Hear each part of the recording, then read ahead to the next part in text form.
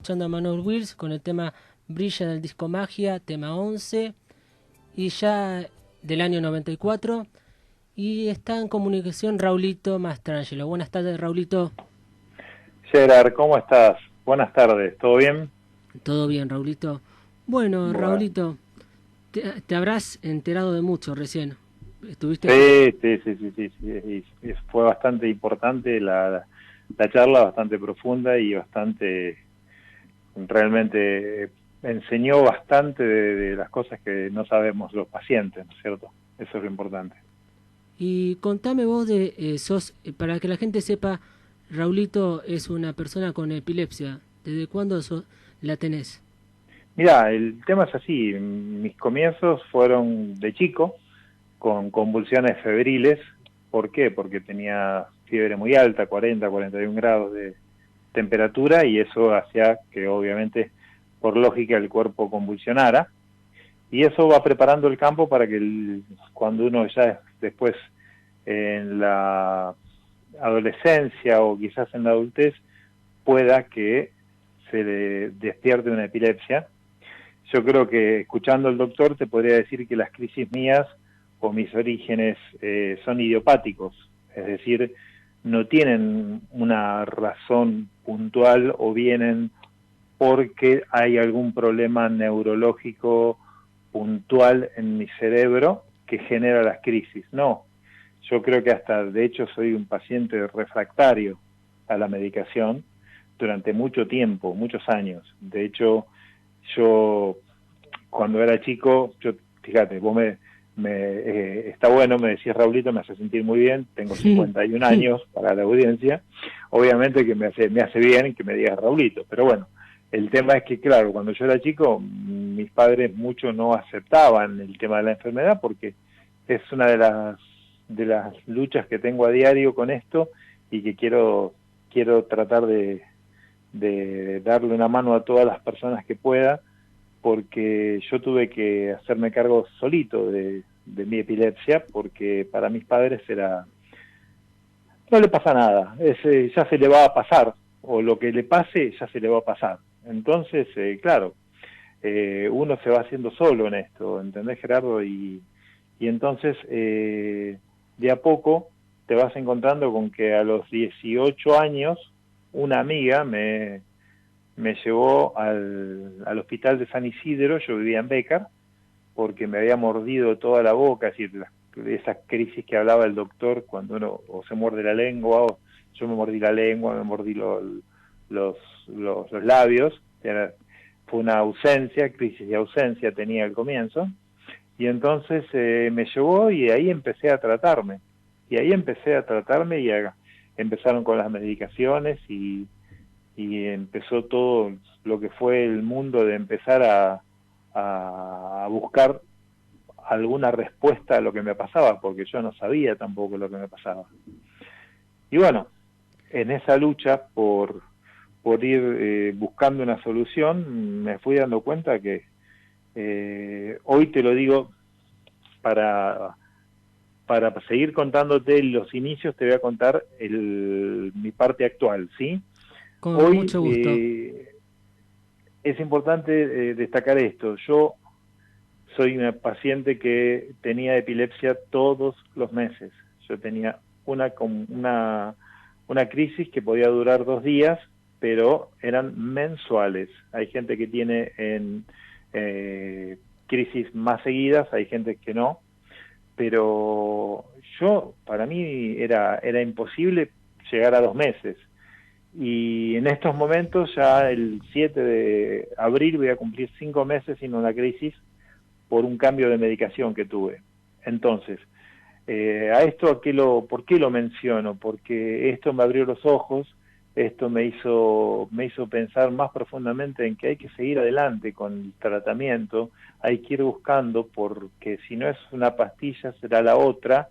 Y como bien decía el médico, las epilepsias es como que cada paciente, como él decía, cada paciente es un mundo. Yo te diría que hasta la epilepsia le pondría que es como la huella digital, es única en cada paciente.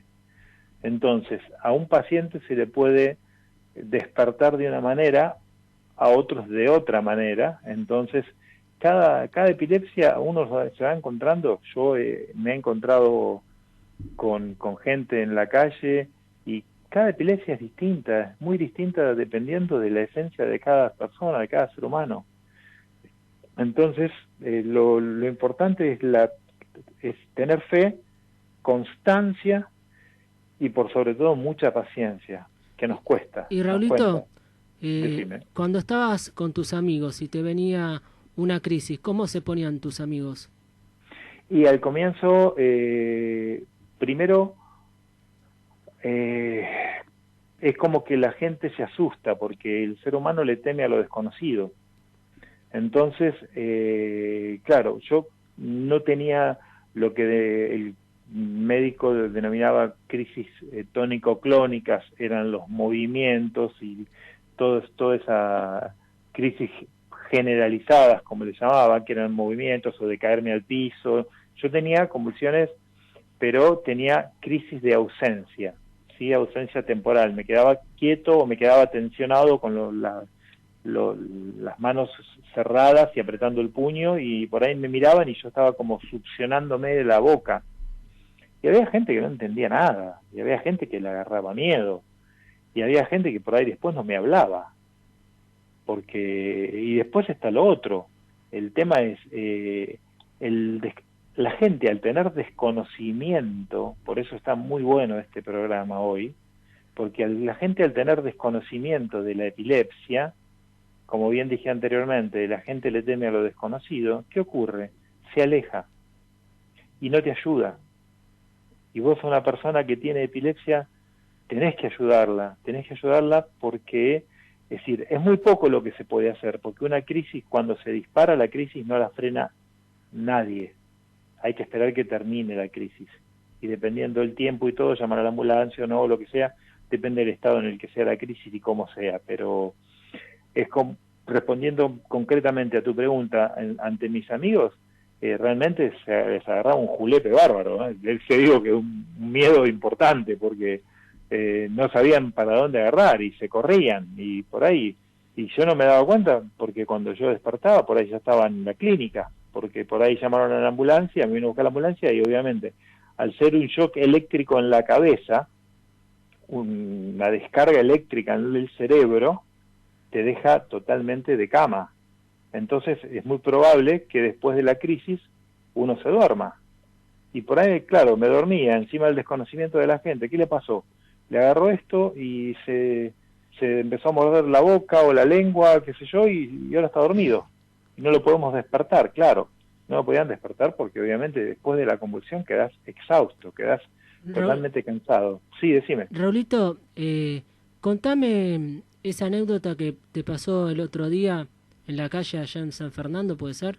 Sí, en San Fernando, fue en San Fernando, que yo iba con el auto y de repente veo un chico tirado en el piso de una moto, pensé que había un accidente y me bajé, dejé el auto estacionado en cualquier lado, pero me bajé, salí corriendo y el chico estaba convulsionando literalmente contra el cordón de la vereda y hasta a veces pegaba su cabeza contra el cordón. Eso realmente es increíble, es algo que realmente la gente que tenía al lado, yo que tuve al lado, se alejaba. Es decir, venían a chusmear, por decirlo de alguna manera, pero no hacían nada. ¿Por qué? Pero pobres, querían ayudar, pero el tema es que no sabían cómo. ¿Por qué? Porque no tienen información de la epilepsia, porque no saben qué es, o lo mínimo indispensable para atender a un epiléptico. Un epiléptico, yo lo que hice en ese momento fue, el chico tenía la mochila tirada al lado de él, porque cuando le agarró la crisis se cayó, empezó a convulsionar, qué sé yo. Entonces, ¿qué hice? Le agarré la mochila, se la puse debajo de la cabeza, le levanté la cabeza, se la puse debajo de la cabeza para que no se golpee más la cabeza, y después me quedé al lado tratando de que no se golpee la cara, la cabeza, la cara, y la convulsión siguió hasta que se le frenó solo. Pero fue una convulsión muy grande que tuvo este chico. que me asusté un poco porque nunca me había pasado algo tan grande. Y después, bueno, vino la ambulancia, yo les conté lo que había pasado, cómo habían sido las crisis, para que después sepan cómo atenderlo. Pero la anécdota realmente, ¿cuál es? Es que la gente, al tener desconocimiento, no sabe que simplemente con quedarse al lado de la persona que tiene epilepsia o arrodillarse al lado de él, del lado donde tiene la cabeza, para evitar que se la golpee cuando tiene los movimientos tónico-clónicos que va de un lado hacia otro y no se golpea la cabeza, ya está, porque la crisis para sola en la mayoría de los casos. Y Raulito, entonces, sí, decime. Contanos de esta campaña que estás pensando en hacer. Yo lo que estoy queriendo hacer es justamente una campaña de fomentar en la gente la conciencia de lo que es una crisis epiléptica, de lo que es un epiléptico, de lo que es esta enfermedad, porque esta enfermedad puede venir, como bien decía el médico, puede venir de lesiones cerebrales, puede venir de justamente la neurología y la psiquiatría juntos. Por ejemplo, yo lo que quiero es que la gente conozca primero, conocerlo y aceptarlo. Si hablo de autoayuda, hablo de autoayuda primero para pacientes con epilepsia. ¿Para qué? Para que puedan entender y aprender a convivir con la epilepsia, porque se puede vivir, hay que aprender a convivir, así como un rengo tiene una muleta o un bastón, nosotros tenemos las pastillas para tomar, que son nuestro pilar, que nos va a mantener en alto, y no decaernos. Entonces, primero, aceptar que tenemos una enfermedad, porque en realidad es una enfermedad, que tenemos que llevarla adelante, y por otro lado, la otra pata que quiero también atar, es la del pariente, la del papá, mamá, hermano, ¿sí? Para que aprenda también cómo tratar y aprenda o se dé cuenta de que la persona que tiene a su lado tiene una enfermedad que puede ser curable o no, pero que necesita ayuda. Bueno, entonces, sí. Raulito, te agradecemos mucho la comunicación porque ya nos están... Ya el tiempo está terrible, sí. Ya son las 7 y tenemos que ir terminando el programa.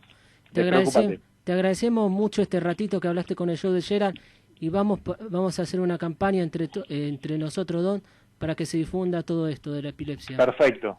Un abrazo. Confío en vos y te agradezco.